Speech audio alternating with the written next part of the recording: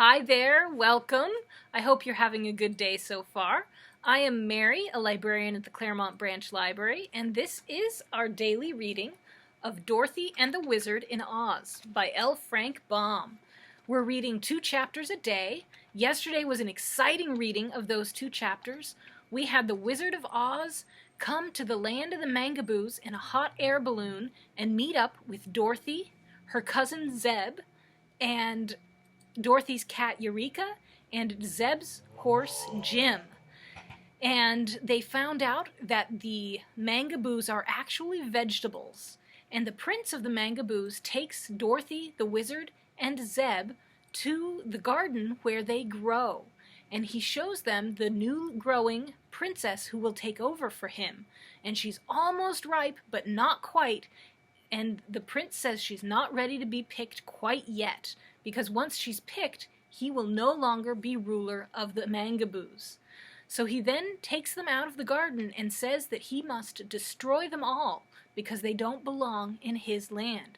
And that's where we left it yesterday. So we're going to pick up in chapter 5 and see what happens to our friends. So chapter 5, Dorothy picks the princess. The words of the cold and moist vegetable prince were not very comforting, and as he spoke them, he turned away and left the enclosure.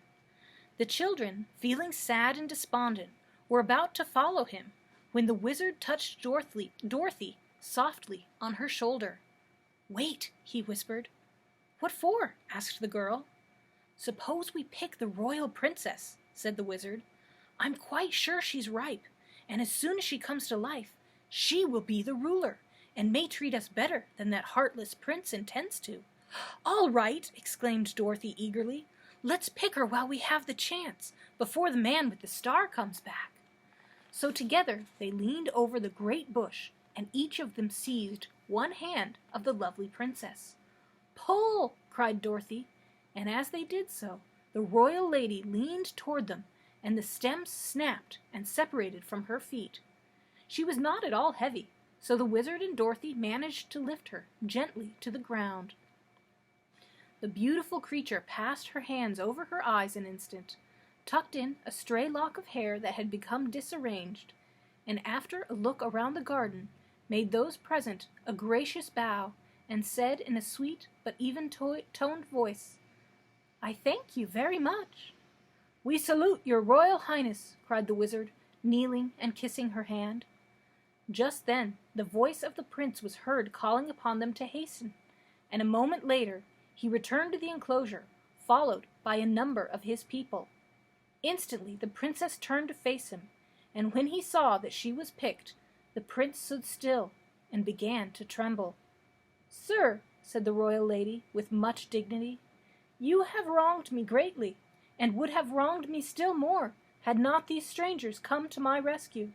I have been ready for picking all the past week, but because you were selfish and desired to continue your unlawful rule, you left me to stand silent upon my bush." "I did not know that you were ripe," answered the prince in a low voice. "Give me the star of royalty," she commanded. Slowly he took the shining star from his own brow and placed it upon that of the princess. Then all the people bowed low to her, and the prince turned and walked away alone. What became of him afterward, our friends never knew. The people of the Mangaboo now formed themselves into a procession and marched toward the glass city to escort their new ruler to her palace, and to perform those ceremonies proper to the occasion. But while the people in the procession walked upon the ground, the princess walked in the air just above their heads, to show that she was a superior being and more exalted than her subjects.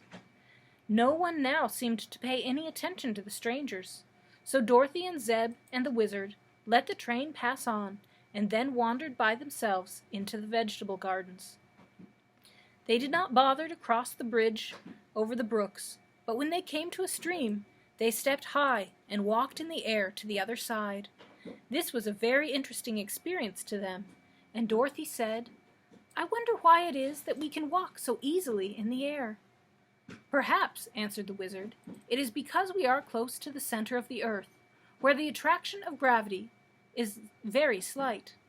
But I've noticed that many queer things happen in fairy countries." "Is this a fairy country?" asked the boy. "Of course it is," returned Dorothy promptly. "Only a fairy country could have vegetable people, and only in a fairy country could Eureka and Jim talk as we do." "That's true," said Zeb thoughtfully. The vegetable gardens they found had strawberries and melons and several unknown but delicious fruits, of which they ate heartily. But the kitten bothered them constantly by demanding milk or meat, and called the wizard names because he could not bring her a dish of milk by means of his magical art. As they sat upon the grass watching Jim, who was still busily eating, Eureka said, "I don't believe you are a wizard at all." "No," answered the little man, "you are quite right. In the strict sense of the word, I am not a wizard, but only a humbug." "The Wizard of Oz has always been a humbug," agreed Dorothy. "I've known him for a long time." "If that is so," said the boy, "how could he do that wonderful trick with the 9 tiny piglets?" "I don't know," said Dorothy, "but it must have been humbug." "Very true," declared the wizard, nodding at her. "It was necessary to deceive that ugly sorcerer and the prince, as well as their stupid people. But I don't mind telling you, who are my friends, that the thing was only a trick." "But I saw the little pigs with my own eyes!" exclaimed Zeb. "So did I," purred the kitten. "To be sure," answered the wizard. "You saw them because they were there. They are inside my pocket now. But the pulling apart and the pushing of them together was only a sleight-of-hand trick." "Let's see the pigs," answered Eureka eagerly. The little man felt carefully in his pocket and pulled out the tiny piglets, setting them upon the grass one by one, where they ran around and nibbled the tender blades. "They're hungry too," he said. "Oh, what cunning things!" cried Dorothy, catching one and petting it. "Be careful!" said the piglet with a squeal. "You're squeezing me!" "Dear me," murmured the wizard, looking at his pets in astonishment. "They can actually talk." "May I eat one of them?" asked the little kitten in a pleading voice. "I'm awfully hungry." "Why, Eureka," said Dorothy reproachfully, "what a cruel question! It would be dreadful to eat these dear little things." "I should say so," grunted another of the piglets, looking uneasily at the kitten. "Cats are cruel things." "I'm not cruel," replied the kitten, yawning. "I'm just hungry." "You cannot eat my piglets, even if you are starving," declared the little man in a stern voice. "They are the only things I have to prove I'm a wizard." "How did they happen to be so little?" asked Dorothy. "I never saw such small pigs before." "They are from the island of Teenty-Weent," said the wizard, "where everything is small because it's a small island. A sailor brought them to Los Angeles, and I gave him 9 tickets to the circus for them." "But what am I going to eat?" wailed the kitten, sitting in front of Dorothy and looking pleadingly into her face. "There are no cows here to give milk, or mice, or even grasshoppers. And if I can't eat the piglets, you may as well plant me at once and raise ketchup." "I have an idea," said the wizard, "that there are fishes in these brooks. Do you like fish?" "Fish!" cried the kitten. "Do I like fish? Why, they're better than piglets, or even milk." "Then I'll try to catch some for you," he said. "But won't they be vegetable like everything else here?" asked the kitten. "I think not. Fishes are not animals, and they are as cold and moist as the vegetables themselves. There is no reason that I can see why they may not exist in the waters of this strange country." Then the wizard bent a pin for a hook and took a long piece of string from his pocket for a fish line. The only bait he could find was a bright red blossom from a flower. But he knew that fishes are easily fooled if anything bright attracts their attention, so he decided to try the blossom.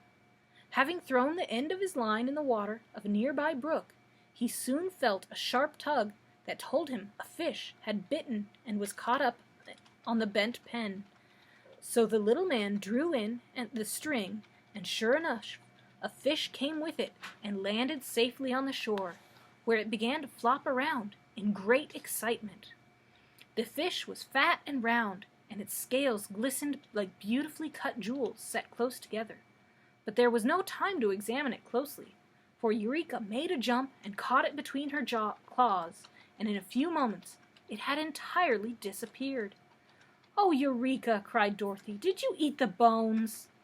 "If it had any bones, I ate them," replied the kitten composedly, as it washed its face after the meal. "But I don't think that the fish had any bones, because I didn't feel them scratch my throat." "You are very greedy," said the girl. "I was very hungry," replied the kitten. The little pigs had stood huddled in a group, watching this scene with frightened eyes. "Cats are dreadful creatures," said one of them. "I'm glad we're not fishes," said another.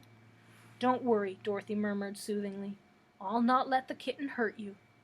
Then she happened to remember that in a corner of her suitcase were 1 or 2 crackers that were left over from her luncheon on the train, and she went to the buggy and brought them.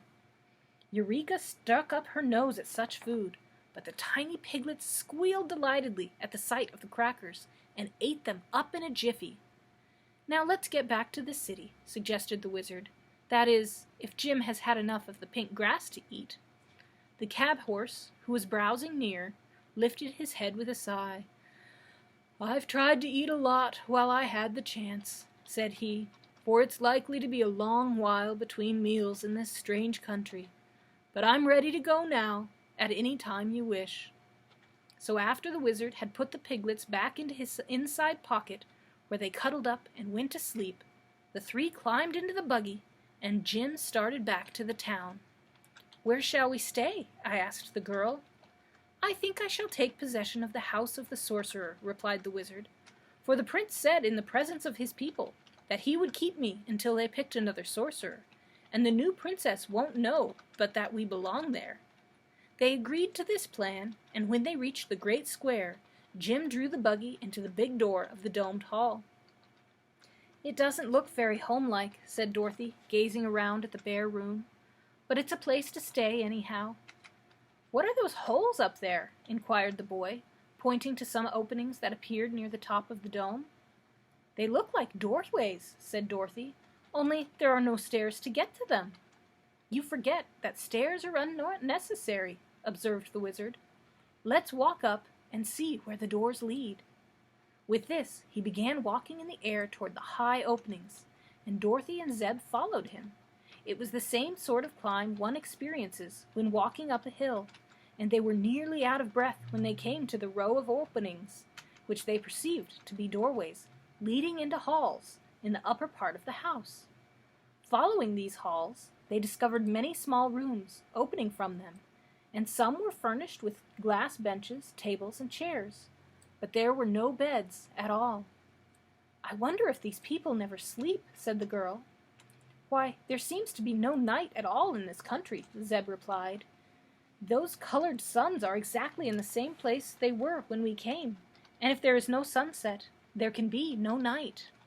"Very true," agreed the wizard, "but it is a long time since I have had any sleep, and I'm tired, so I think I shall lie down upon one of these hard glass benches and take a nap." "I will too," said Dorothy, and chose a little room at the end of the hall. Zeb walked down again to unharness Jim, who, when he found himself free, rolled over a few times and then settled down to sleep, with Eureka nestling comfortably beside his big, bony body.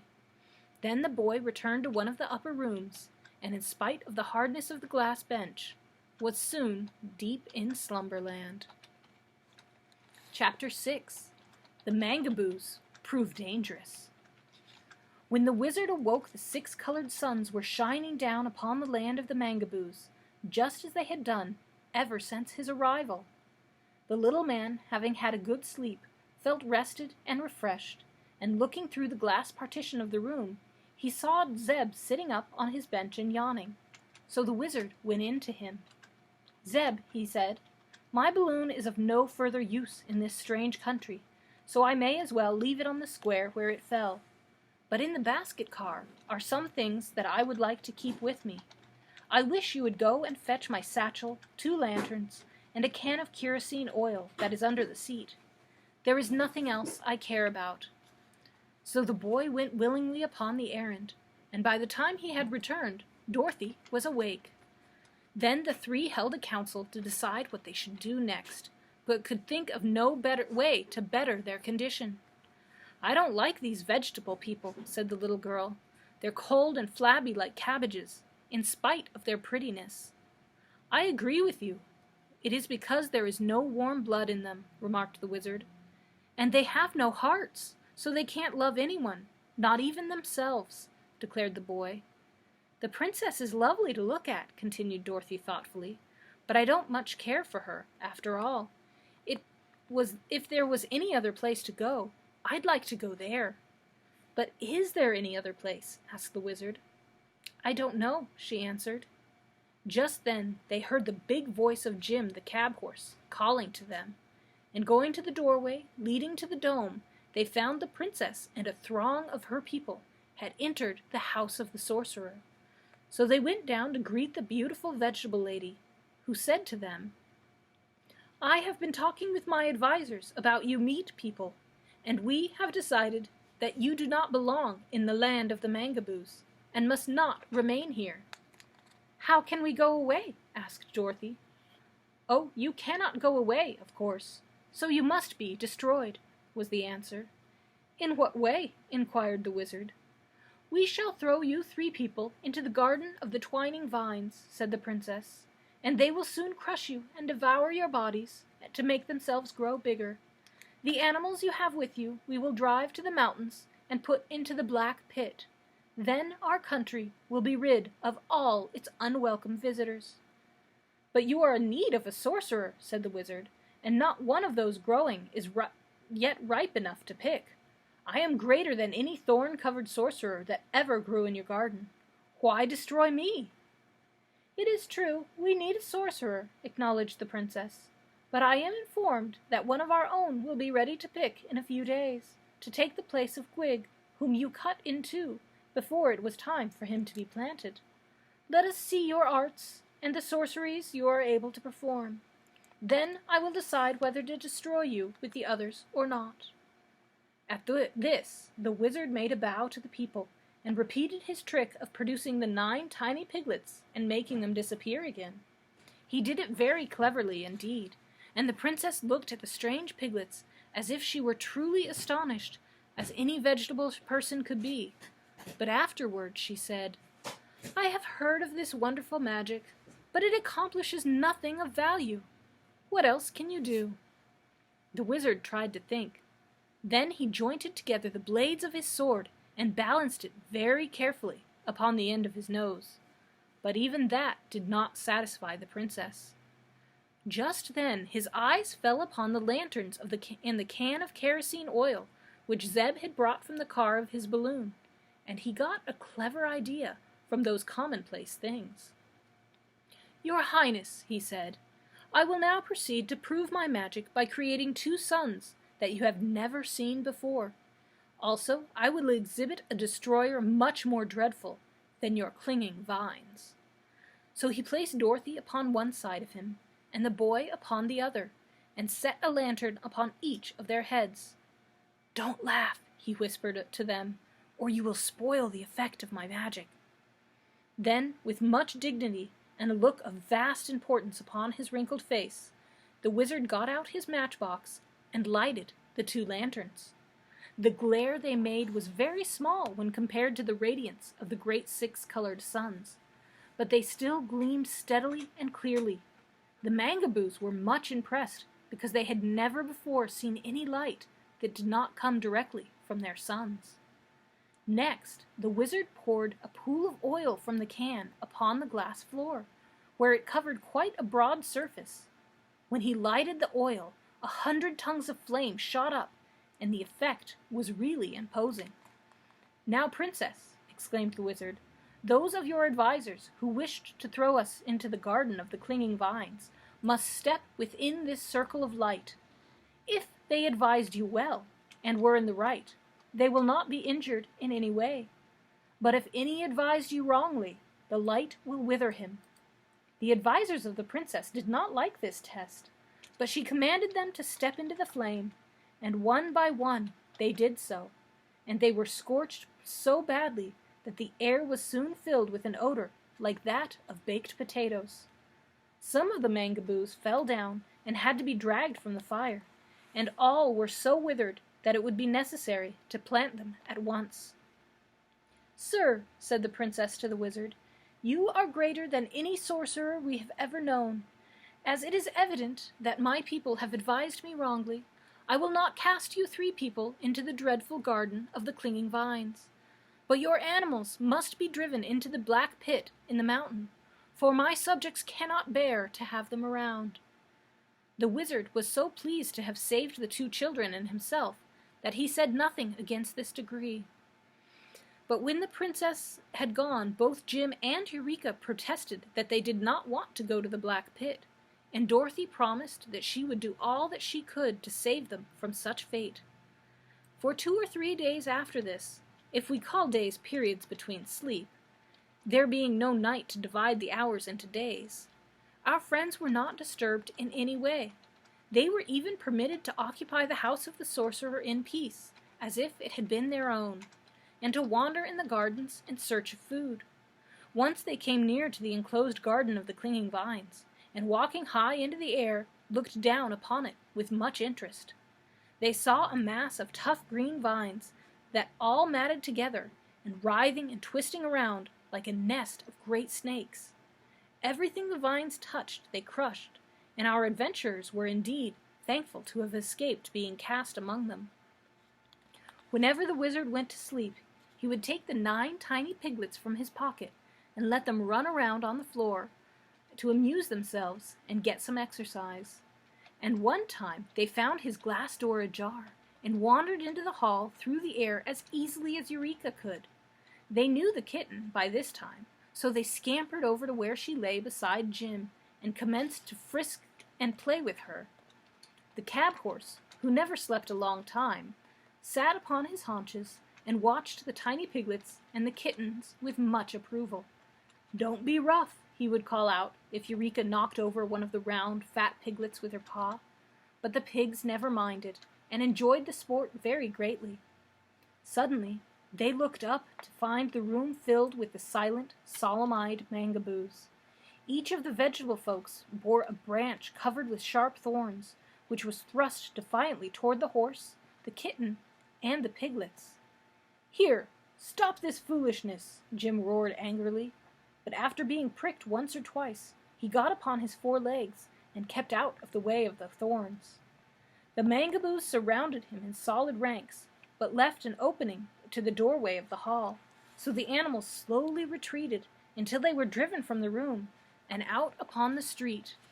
Here were more of the vegetable people with thorns, and silently they urged the now frightened creatures down the street. Jim had to be careful not to step upon the tiny piglets, who scampered under his feet, grunting and squealing, while Eureka, snarling and biting at the thorns pushed toward her, also tried to protect the pretty little things from injury. Slowly but steadily, the heartless mangaboos drove them on, until they had passed through the city and the gardens, and come to the broad plains leading to the mountain. "What does all this mean, anyhow?" asked the horse, jumping to escape a thorn.